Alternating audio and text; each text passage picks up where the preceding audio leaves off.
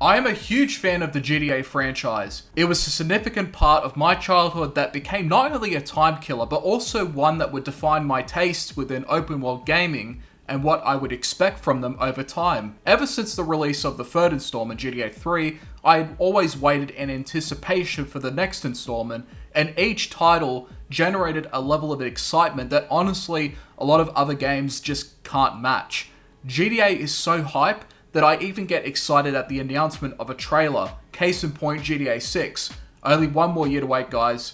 But over the years, other studios will also do their own spin on the GTA formula, albeit with mixed results.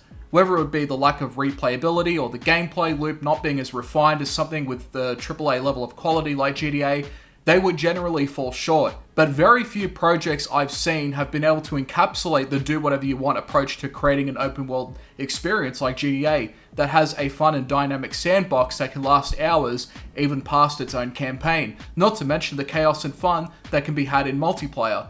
The mere presence of GTA RP alone, thanks to 5M, has made GTA 5 even more popular than ever before. But it's the only game in its own element where you're hard-pressed to find anything remotely like it with the same level of replayability and fun to be had.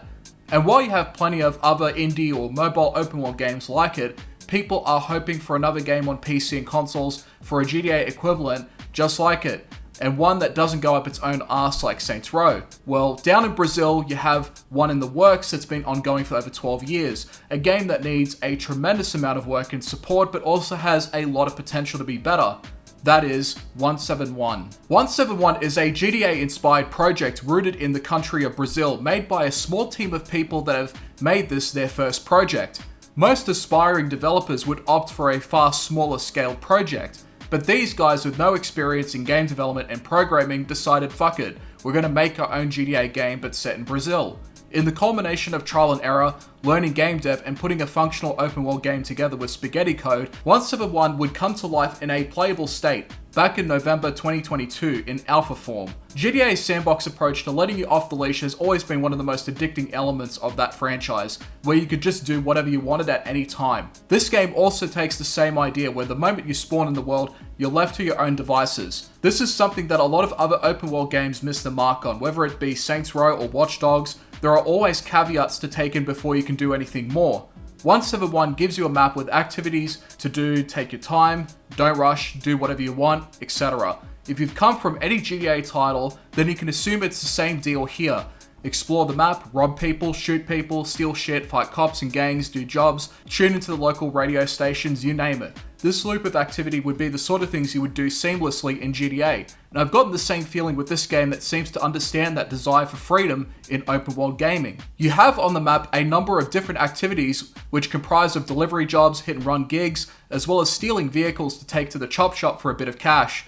Because of the setting and Brazil being a poorer country, You won't be making millions in a heartbeat unless you grind endlessly in the game's repeatable jobs or activities, like say breaking into ATMs or robbing stores or doing jobs all the time. But over time, you can afford different weapons and even different clothes for your character. This is a game that tries to be as authentic with its setting as possible, a Brazilian game for Brazilians. And not just that, but to also show that Brazil can also make some ambitious titles that can put them on the game dev map. Speaking on the matter though, the game has also faced a lot of controversy over its development cycle regarding the use of funding and how the game was actually developed. For a more in-depth take on the subject, I'll provide a link for another video in the description. But for what it does try to do, given the background of the team and how they first came into this project with no experience, it is still something that's commendable at the end of the day. We all have that dream game we want to make and are often faced with the reality of game development and how daunting it can actually be.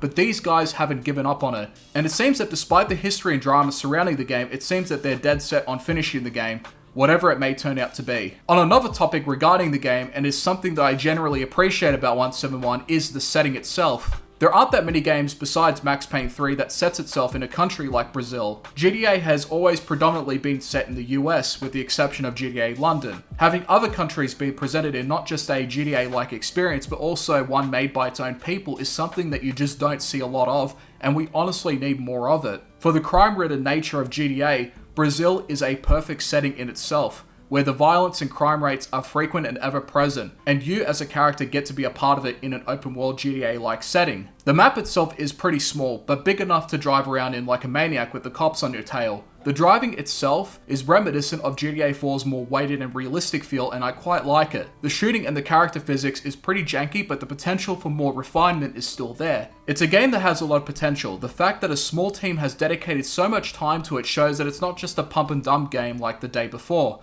In saying that though, and like I already said, it's still a game that has a lot of work going for it, and the studio needs to set a realistic goal for what the final product is going to be, whether it's going to be more of a sandbox experience that includes multiplayer and role-playing elements, or a committed single-player open-world experience with its own story to tell, something that it doesn't have yet. In this game, you just roam around the map and do whatever you want, and that is something that GTA has always excelled at. GTA as a whole creates this crackhead mentality where it takes us high up, and in the moment that we withdraw, we always come back begging for more. 171 is a game that has the potential to create that effect, but at where it is now, it's got a long ass time to go. But still, I wish the game developers good luck, as this game needs to exist as a reminder that GTA's formula can be applied in any setting in our world, with different cultures and customs, different scenery, different atmosphere, while still having a blast, quite literally, as shit blows up. Definitely give this project a go if you're looking for something in the same spirit as GTA, but definitely keep your expectations low on this one.